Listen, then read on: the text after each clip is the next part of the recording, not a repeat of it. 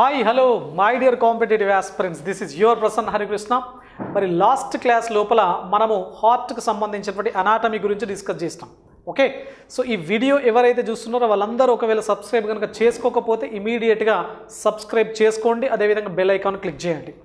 మరి ఇప్పుడు ఈ సెషన్ లోపల మనము హృదయ వలయం కార్డియాక్ సైకిల్ అంటే నథింగ్ బట్ హార్ట్ బీట్కి సంబంధించినటువంటి ఇన్ఫర్మేషన్, అదేవిధంగా బీపీ బ్లడ్ ప్రెషర్కి సంబంధించినటువంటి ఇన్ఫర్మేషన్ గురించి చూద్దాం. ఈ వీడియో లోపల ఈ రెండు కాన్సెప్ట్స్ మీకు చెప్తాను, చాలా జాగ్రత్తగా వినండి, ఇంపార్టెంట్. ఓకే, మరి ఏంటి అసలు హృదయ వలయం అంటే అర్థం ఏంటి? హృదయం నుంచి రక్తము ఏ విధంగా సరఫరా అవుతుంది అనేదే హృదయ వలయం, సింపుల్గా చెప్పాలంటే. ఓకేనా? So how the blood transports from the heart to body parts is cardiac cycle. Okay, మరి ఈ కార్డియాక్ సైకిల్ ఏదైతే ఉందో, రైట్, సో దీని లోపల మేజర్గా హృదయ స్పందన ఏదైతే ఉందో ఆ స్పందన గురించి మనం ఇక్కడ ఫస్ట్ డిస్కస్ చేయాలి. ఓకేనా? సో హృదయ స్పందన అంటే హార్ట్ బీట్ అన్నమాట. మరి ఏంటి హార్ట్ బీట్స్? జనరల్గా హృదయము అనేది స్పందిస్తుంది అంటే కదులుతుంది అన్నమాట. సో జనరల్గా హృదయం ఏ విధంగా స్పందించడం జరుగుతుంది, ఏ విధంగా కదులుతుంది అంటే మీకందరికీ తెలుసు, చిన్నప్పటి నుంచి మీరు చదువుకొని ఉంటారు పుస్తకాల లోపల.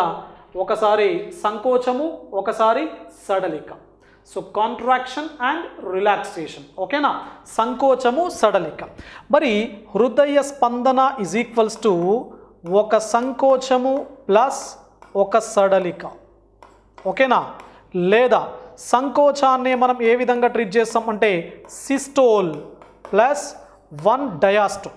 1 systole plus 1 diastole is equals to 1 heart beat. Clear? లేదా ఇంకా ఏ విధంగా చెప్తాము? ఒక లబ్ ప్లస్ ఒక dub. Okay, lub plus dub is equals to heart beat. So this is a formula. మరి ఈ హృదయ స్పందన ఏదైతే ఉందో, సో దీన్ని మనం ఏ విధంగా మెజర్ చేయడం జరుగుతూ ఉంటుంది అంటే, so this is an instrument which is useful for measuring or calculating heart beat. మరి ఏంటి ఆ ఇన్స్ట్రుమెంటు?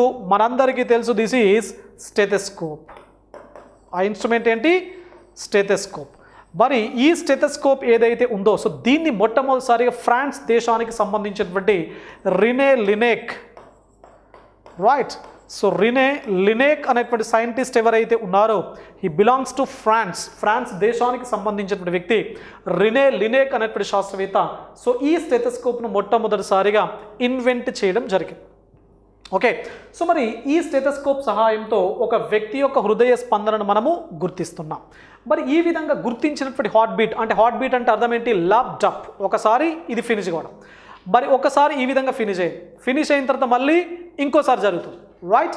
సో ఒకసారి పూర్తి కావడానికి, ఒకసారి హృదయ స్పందన పూర్తి కావడానికి పట్టే కాల వ్యవధి ఎంత అంటే 0.8 సెకండ్స్. చాలా ఇంపార్టెంట్. ఎంత పడుతుంది? 0.8 seconds. If you look at this particular image, this is atrial systole. Atrial systole అంటే అర్థం ఏంటి? ఇక్కడ మనకు హృదయం లోపల మీకు చెప్పాను లాస్ట్ క్లాస్ లోపల 2 కర్ణికలు 2 జఠరికలు ఉంటాయి అని చెప్పేసి. ఏట్రియా అంటే అర్థం ఏంటి? కర్ణికలు. సో కర్ణికలు ఏం చెందినాయి? సిస్టోల్ అంటే సంకోచం చెందినవి. ఫస్ట్ హృదయం లోపల పైన 2 గదులు సంకోచం చెందుతాయి. ఓకేనా? సంకోచం. దెన్ మళ్ళీ కింద 2 గదులు సంకోచం చెందుతాయి. ఇప్పుడు పైన అయిపోయింది. పైన 2 గదులు ఎప్పుడైతే సంకోచం చెందినాయో కింది అట్లే ఉన్నాయి. సో పైన మొత్తం కూడా సంకోచం చెందడం వల్ల పైన ప్రెషర్ బాగా పెరుగుతుంది కదా, ఒత్తిడి వల్ల ఈ 2 గదుల లోపల ఉంటుంది రక్తం అంతా కూడా ఎక్కడికి వస్తుంది? కిందికి. కింద అంటే ఏంటివి? జఠరికలు. ఓకే, సో ఇప్పుడు మళ్ళీ 2వ దశలో ఏమవుతుంది? జఠరికల సంకోచం చెందుతాయి. అప్పుడు రక్తం ఏమవుతుంది? ఇక్కడ ఒత్తిడి పెరిగి పైకి వెళ్తుంది. పైకి అంటే కర్ణికల లోపలికి కాదు. ఆల్రెడీ మీకు లాస్ట్ క్లాస్ లోపల చెప్పాను, జఠరికల దగ్గర 2 రక్తనాళాలు ఏర్పడతాయి. ఒకటి ఊపిరితిత్తుల లోపలికి వెళ్తుంది, దట్ ఈస్ పుపుసదమని. రెండవది శరీర భాగాలకు వెళ్తుంది, మహాదమని అని చెప్పాను. క్లియర్? సో ఇక్కడ కర్ణికలు సిస్టోల్ చెందినప్పుడు రక్తం అంతా జఠరికల లోపలికి వచ్చింది.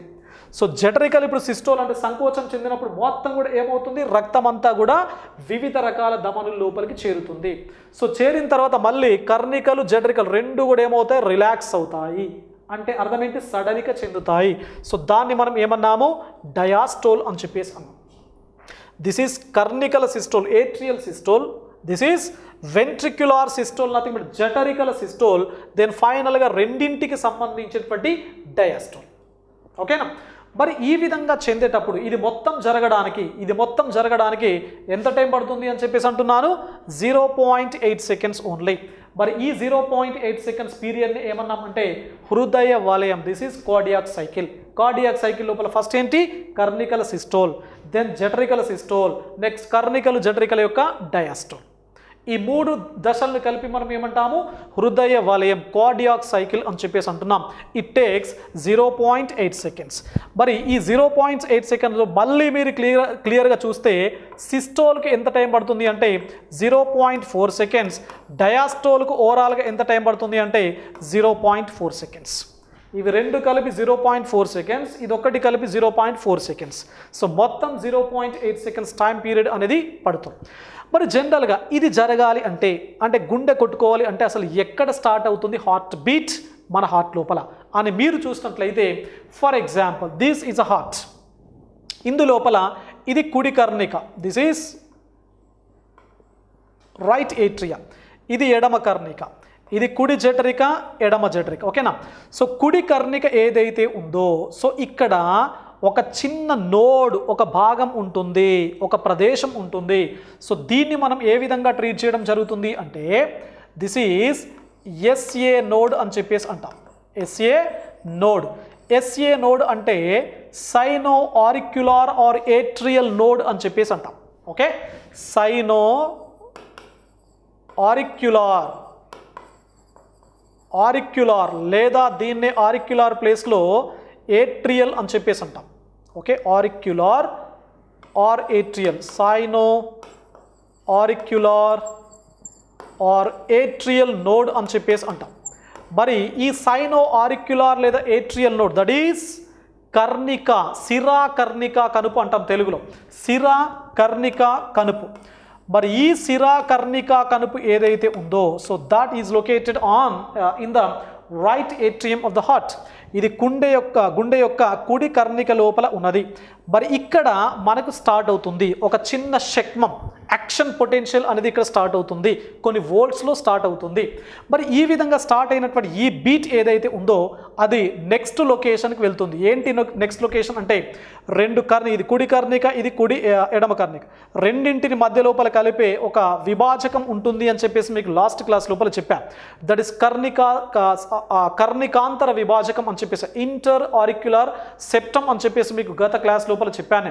సో ఇక్కడ ఈ లొకేషన్ లోపల, ఈ ప్రదేశంలో ఇంకొక లొకేషన్ ఉంది. This is SA node. Right, అది ఎస్ఏ అయింది కదా. This is AV node. ఇది ఏవి నోడ్ అని చెప్పేసి అంటాం. ఓకేనా? సో ఏవి అంటే ఆరిక్యులో వెంట్రిక్యులార్ నోడ్ అన్నమాట, అంటే కర్ణిక జఠరిక కనుపు అని చెప్పేసి తెలుగులో అంటాం. సో ఆరిక్యులో వెంట్రిక్యులార్ నోడ్, ఆరిక్యులో వెంట్రిక్యులార్ నోడ్, కర్ణిక జఠరిక కనుపు అని చెప్పేసి అంటాం. సో ఇన్ఫర్మేషన్ అంటే ఇప్పుడు వేవ్స్ ఏదైతే ఉందో ఇక్కడ నుంచి ఇన్ఫర్మేషన్ ఇది రిసీవ్ చేసుకుంటాం. మరి రిసీవ్ చేసుకున్నటువంటి ఇన్ఫర్మేషన్ ఇది ఏం చేస్తుంది, నెక్స్ట్ ఎవరికి ఇస్తుంది అంటే కొన్ని మజిల్స్కి ఇది ఇవ్వడం జరుగుతుంది ఈ ఇన్ఫర్మేషన్. రైట్, సో మజిల్స్కి వెళ్ళిపోతుంది. ఎప్పుడైతే మజిల్స్కి వెళ్ళడం జరుగుతుందో అప్పుడు కంప్లీట్గా స్టార్ట్ అవుతుంది హార్ట్ బీట్. క్లియర్? అంటే ఫస్ట్ ఎక్కడ, this is SA node, second ఎక్కడికి వెళ్ళింది, ఏవి నోడ్. మరి ఫస్ట్ ఎక్కడైతే స్టార్ట్ అయిందో ఆ ప్రదేశాన్ని మనం ఏమంటాం అంటే దీన్ని పేస్ మేకర్ అని చెప్పేసి అంటాం. This is what, pacemaker అంటే లయారంభకం, లయ ఆరంభమయ్యేటి ప్రదేశం. రైట్, కాబట్టి పేస్ మేకర్ లేదా లయారంభకం అంటున్నాం. ఎక్కడికి వెళ్ళింది, ఏవి నోడ్. ఏవి నోడ్ ఏం చేస్తుంది, ఇన్ఫర్మేషన్ను రిసీవ్ చేసుకుంది, అదేవిధంగా ఇన్ఫర్మేషన్ హార్ట్లో ఉన్నటువంటి కండరాలకు సరఫరా చేసింది. అంటే అర్థం ఏంటి, రిసీవర్ అండ్ ట్రాన్స్మిటర్.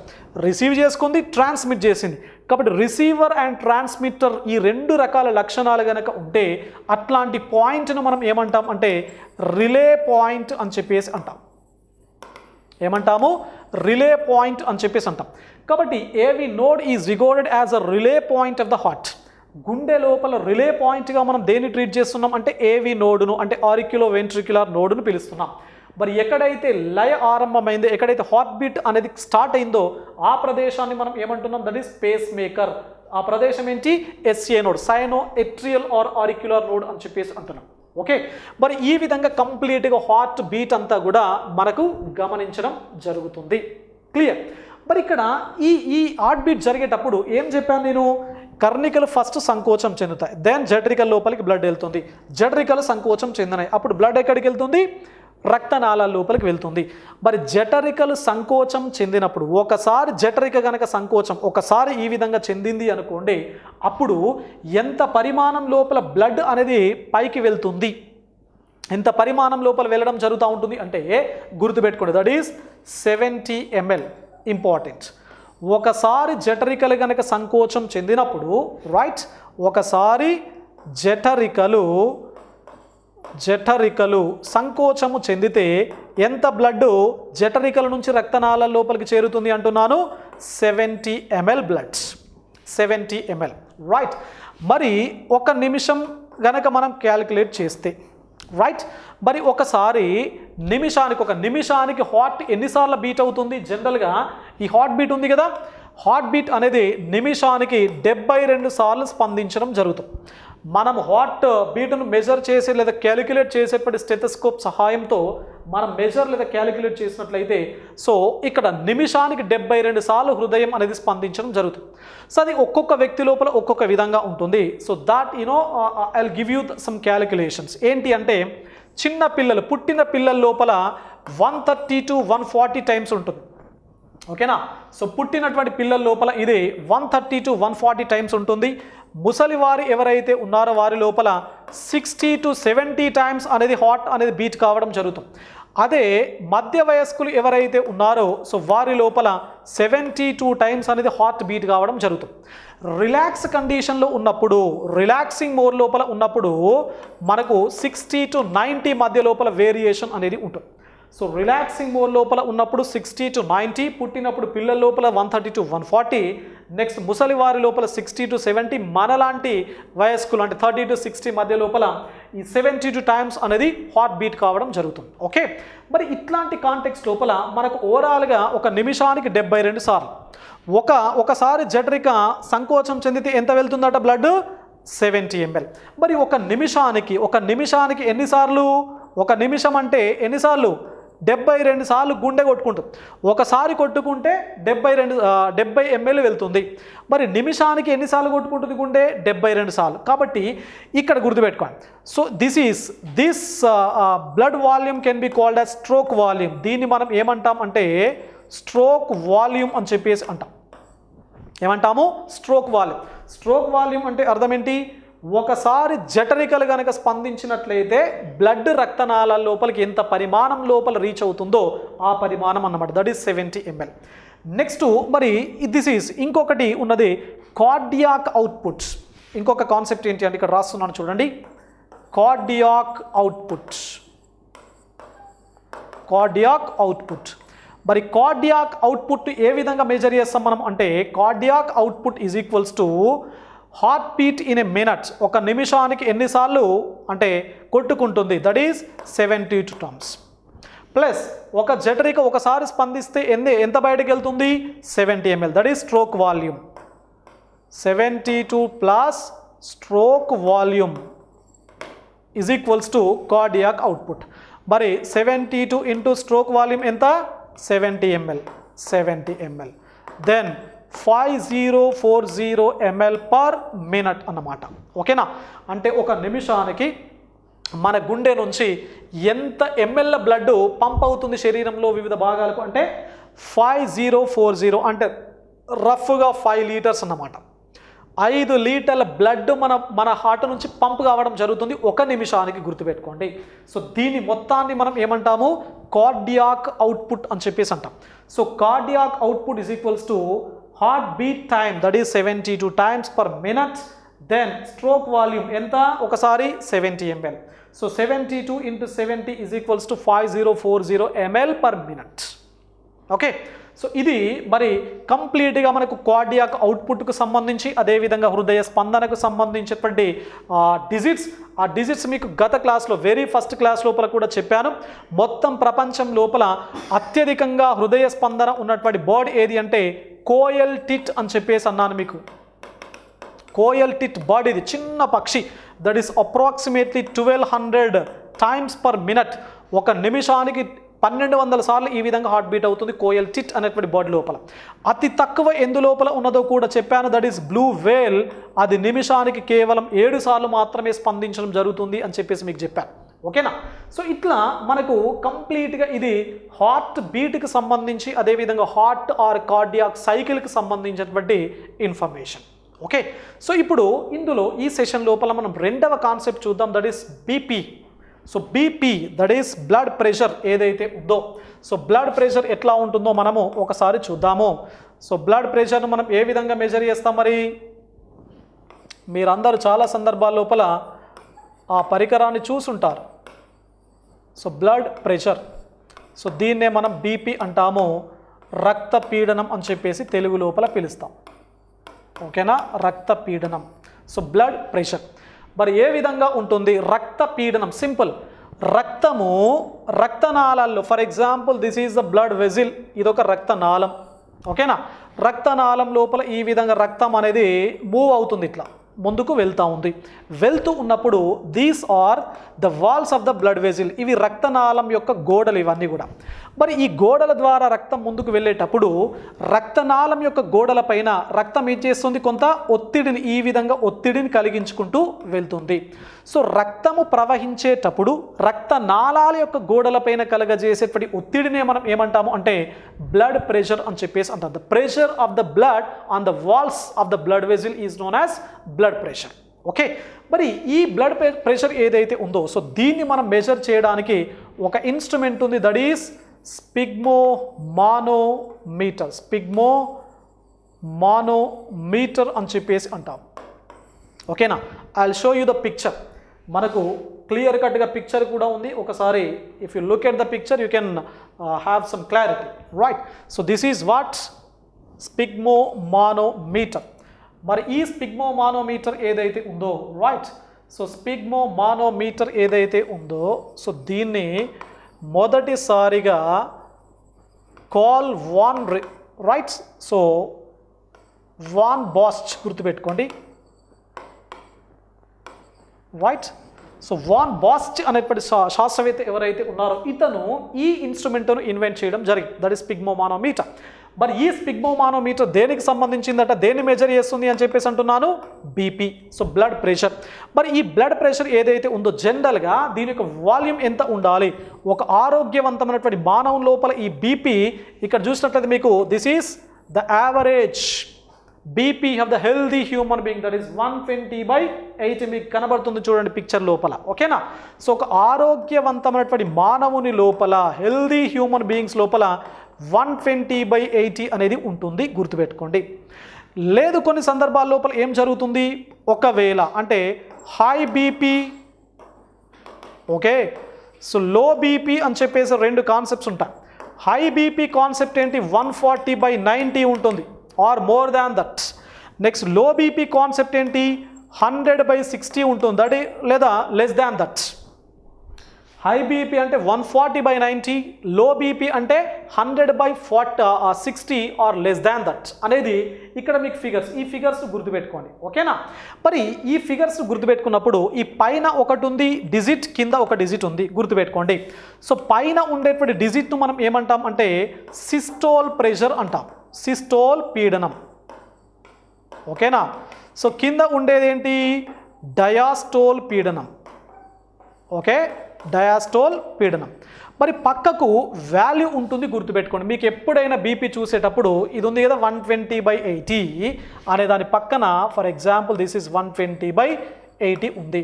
సో పక్కకు ఎందు లోపల ఉంటుందో మనకు ఇన్ఫర్మేషన్ ఉంటుంది, దట్ ఈస్ MM/Hg అనేది ఏంటి, ఆ క్యాల్కులేటివ్ వాల్యూ అన్నమాట. This is a value. ఆ క్యాల్కులేషన్ ఎందు లోపల చేస్తారు, మిల్లీమీటర్స్ లోపల మనం చేస్తున్నాం, గుర్తుపెట్టుకోండి. మరి ఈ స్పిగ్మోమానోమీటర్ లోపల ఏ కెమికల్ సబ్స్టాన్స్ను మనం వాడుతున్నాం అంటే Hg, దట్ ఈస్ మెర్క్యూరీ అని చెప్పేసి గుర్తుపెట్టుకోండి. పాదరసాన్ని యూజ్ చేయడం జరుగుతుంది. Not only in this sphygmomanometer, మోనోమీటర్ ఉంటుంది, దట్ ఈస్ మోనోమీటర్, ఇది రూట్ ప్రెషర్ వేరు పీడనాన్ని కొలిచేటువంటి పరికరం ఏది అంటే మోనోమీటర్ అని చెప్పేసి. ఓకేనా? సో దీని లోపల కూడా అదేవిధంగా ఇంకా మనకు కంప్లీట్గా జ్వరాన్ని కొలిచేటువంటి ఏది ఇన్స్ట్రుమెంటు, జ్వరాన్ని ఏదైతే మనం థర్మామీటర్ అని చెప్పి, thermo nothing but temperature, clear? So thermometer లోపల కూడా దట్ ఈస్ టెంపరేచర్ను మెజర్ చేసేటువంటి ఇన్స్ట్రుమెంట్. థర్మామీటర్ లోపల కూడా మనం దేన్ని యూజ్ చేయడం జరుగుతూ ఉంటుంది అంటే ఈ మెర్క్యూరీ దట్ ఈస్ Hg పాదరసాన్ని మనం వాడడం జరుగుతుంది. మరి ఈ పాదరసాన్ని ఇక్కడ మనం ఈ కాంటెక్స్ట్ లోపల స్పిగ్మోమానోమీటర్లో వాడుతున్నాం. ఎందు లోపల మెజర్ చేస్తున్నాం? మిల్లీమీటర్స్లో మెజర్ చేస్తున్నాం. పైన సిస్టోలిక్ ప్రెషర్, కింద డయాస్టోలిక్ ప్రెషర్ అని చెప్పేసి పేరుతో మనం పిలుస్తున్నాం. క్లియర్? మరి ఈ విధంగా ఉన్నప్పుడు ఈ high BP low BP concepts అనేవి మనకు అందుబాటు లోపల ఉన్నాయి. చూడండి, సో హై బీపీ అంటే అర్థం ఏంటి? పీడనం చాలా ఎక్కువగా ఉన్నట్టు లెక్క, అంటే రక్తనాళాల గోడలపైన ఎక్కువ మొత్తం లోపల ప్రెషర్ చేస్తున్నట్టుగా మనం అర్థం చేసుకోవచ్చు. మరి ఈ హై బీపీనే ఇంకొక రకంగా మనం ఏమంటాం అంటే హైపర్ టెన్షన్ అంటాం. ఏమంటాము? Hyper tension. హైపర్ అనే టర్మ్ ఎక్కడొచ్చినా గుర్తుపెట్టుకోండి, ఎక్కువ అని చెప్పేసి. నెక్స్ట్ లో బీపీని ఏమంటాము అంటే హైపో టెన్షన్ అని చెప్పేసి అంటాం.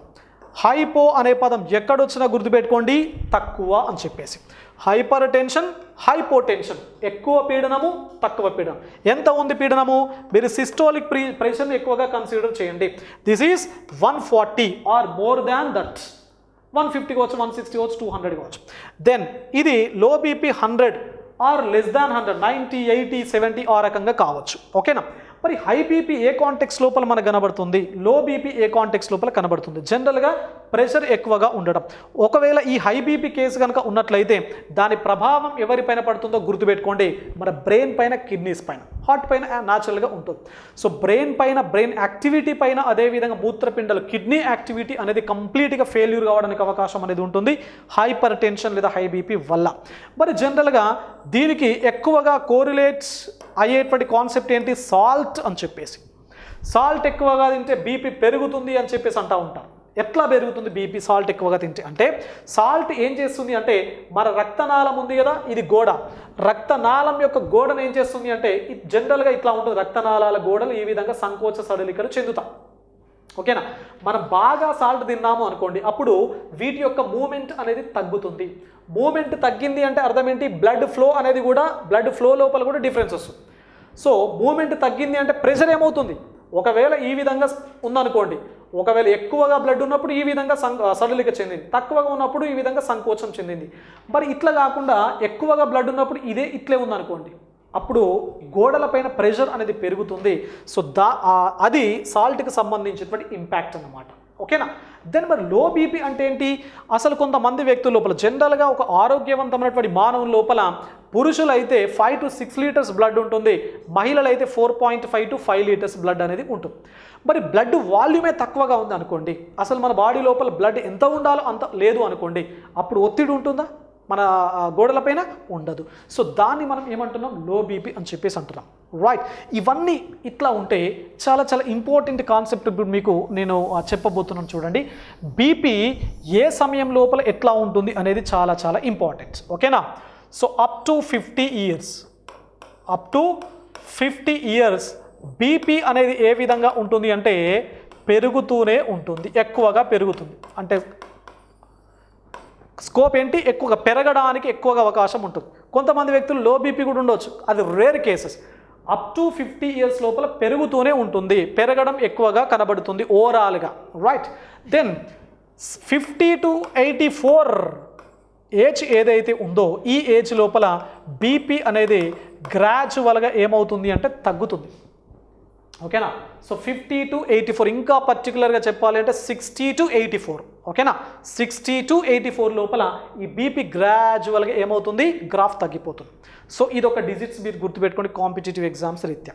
దెన్ ఇంకొకటి ఏంటి అంటే విశ్రాంతి తీసుకునే సమయం లోపల, అంటే పడుకున్న సమయం లోపల, నెంబర్ 1. అదేవిధంగా తినక ముందు బిఫోర్ టేకింగ్ డైట్, తినక ముందు, ఈ 2 కండిషన్స్ లోపల బీపీ ఏ విధంగా ఉంటుంది అంటే తక్కువగా ఉంటుంది. మీకు కాంపిటేటివ్ ఎగ్జామ్స్ లోపల ఇట్లాంటి అంశాలపైన ప్రశ్నలు ఉంటాయి, గుర్తుపెట్టడం చాలా చాలా చాలా ఇంపార్టెంట్. ఒకటి విశ్రాంతి సమయం లోపల, 2 తినక ముందు బీపీ అనేది తక్కువగా ఉంటుంది when compare to normal level. Okay, so తిన్న తర్వాత ఏమవుతుంది అంటే బీపీ గ్రాడ్యువల్గా పెరుగుతుంది. తిన్న తర్వాత బీపీ గ్రాడ్యువల్గా పెరుగుతుంది. క్లియర్. నెక్స్ట్ బీపీ ఇంకా ఆఫ్టర్నూన్ నుంచి ఈవినింగ్ వరకు. సో ఆఫ్టర్నూన్ టు ఈవినింగ్ ఎట్లా ఉంటుంది? బీపీ పెరుగుతుంది గ్రాడ్యువల్గా.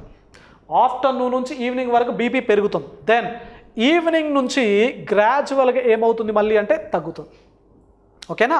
సో ఈవినింగ్ నుంచి అంటే ఓవరాల్గా అంటే పెరుగుతుంది. నైట్ వస్తున్న కొద్ది ఏమవుతుంది? గ్రాడ్యువల్గా తగ్గుతుంది. ఎందుకంటే మనం నైట్ టైంలో ఎక్కువగా విశ్రాంతి తీసుకుంటాము కాబట్టి. ఓకే, సో అదేవిధంగా మనం ఏం తినగా నైట్ టైంలో ఏం తినగా వచ్చి తినక ముందు ఏ విధంగా బీపీ తగ్గుతుంది.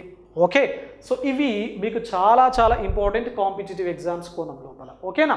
మరి ఇక్కడ ఇవన్నీ, so this is about BP. మనకి ఇక్కడ ఇంకొక ఇమేజ్ అనేది ఇవ్వడం జరిగింది, దీన్ని చూడండి. సో ఇది కూడా మనకు ఒకవేళ పేపర్ టఫ్గా కనుక అడిగినట్లయితే గతం లోపల మనకు 2008 గ్రూప్ 1 ప్రిలిమ్స్ లోపల దీనిపైన క్వశ్చన్ అనేది రావడం జరిగింది. ఓకేనా? ఈ బ్రాడీకార్డియా పైన మనకు ప్రశ్న రావడం జరిగింది గత గ్రూప్ 1 ఎగ్జామ్ లోపల, ప్రిలిమ్స్ లోపల. ఓకేనా? కాబట్టి ఇవి రెండు కూడా బ్రాడీకార్డియా అండ్ టాకీకార్డియా, ఈ రెండు అంశాలు అనేవి చాలా చాలా ముఖ్యమైనటువంటి అంశాలు. మనందరికీ తెలిసి ఏంటి? కార్డియా అంటే హార్ట్, గుండె, రైట్? మరి టాకీ అంటే అర్థం ఏంటి అంటే ఫాస్ట్ హార్ట్ రేట్ అన్నమాట. ఫాస్ట్ హార్ట్ రేట్ లేదా you can say beat. So fast heart రేట్ను మనం సింపుల్గా ఏమంటాము? టాకీకార్డియా అని చెప్పేసి అంటాం. ఓకేనా? So tachy nothing but fast అన్నమాట. అంటే గుండె జనరల్గా మనకు ఎన్నిసార్లు స్పందిస్తుందో మీకు ఆల్రెడీ చెప్పాను. నిమిషానికి 72 టైమ్స్ ఈ విధంగా స్పందించడం జరుగుతుంది. అట్లా కాకుండా ఎక్కువ మొత్తం లోపల హార్ట్ కనుక బీట్ అయింది అనుకోండి, సో ఆ లక్షణాన్ని మనం ఏమంటాము అంటే టాకీకార్డియా అని చెప్పేసి పేరుతో పిలుస్తాం. క్లియర్? మరి దిస్ ఈజ్ నార్మల్. చూడండి, ఇది నార్మల్ హార్ట్ బీటు. సో చూడండి దీని లోపల ఎట్లా ఉందో, బీటింగ్ ఎట్లా ఉందో చూడండి, right? So this is a beating in normal case, right? ఇప్పుడు ఇట్లా చూడండి, ఇక్కడ గ్యాప్ ఎంత ఉందో చూడండి, this is a gap, right? So ఇక్కడ గ్యాప్ తక్కువగా ఉంది. గ్యాప్ తక్కువగా ఉంది అంటే అర్థం ఏంటి? బీటింగ్ ఎక్కువగా ఉంటున్నట్టు లెక్క. బీటింగ్ ఎక్కువగా ఉంది, రైట్? అదే ఇక్కడికి వచ్చినప్పటికీ bradycardia, B for below, below గుర్తుపెట్టుకోండి. సో బిలో హార్ట్ రేట్ అంటే అర్థం ఏంటి? Brady nothing but slow heart rate అన్నమాట. Slow heart rate. సో ఎట్లా ఉంది చూడండి, స్పైక్స్ ఎట్లా ఉన్నాయో చూడండి, ఎంత గ్యాప్ ఉందో చూడండి. మెల్లగా హార్ట్ అనేది స్పందిస్తుంది. ఇట్లా చాలా స్లోగా కనుక హార్ట్ బీట్ ఉంటే దాన్ని మనం ఏమంటున్నాం? బ్రాడీకార్డియా అంటున్నాం. సో ఇవి రెండు చాలా చాలా ఇంపార్టెంట్ గుర్తుపెట్టుకోండి. This is irregular heart beat, పక్కన పెట్టండి, మనకు అవసరం లేదు. ఇవి రెండు మీరు గుర్తుపెట్టుకోండి. సో టాకీ అంటే ఫాస్ట్ అని గుర్తుపెట్టుకోండి. Brady nothing but below, below అంటే స్లో అని చెప్పేసి గుర్తుపెట్టుకోండి. So below normal heart rate అంటే 72 సార్ల కన్నా తక్కువగా స్పందిస్తుంది. Above normal heart rate that is 72 సార్ల కన్నా ఎక్కువగా స్పందిస్తుంది అని చెప్పేసి విషయాన్ని మీరు ఈ కాంటెక్స్ట్ లోపల గుర్తుపెట్టుకోండి. Clear? So this is today's session. One is heart బీట్కి సంబంధించినటువంటి ఇన్ఫర్మేషన్ చూస్తాము, రెండవది బీపీకి సంబంధించినటువంటి ఇన్ఫర్మేషన్ గమనించాం. సో నెక్స్ట్ సెషన్ లోపల హార్ట్ అటాక్కి సంబంధించినటువంటి ఇన్ఫర్మేషన్ చూద్దాం, చాలా చాలా important. Thank you one and all.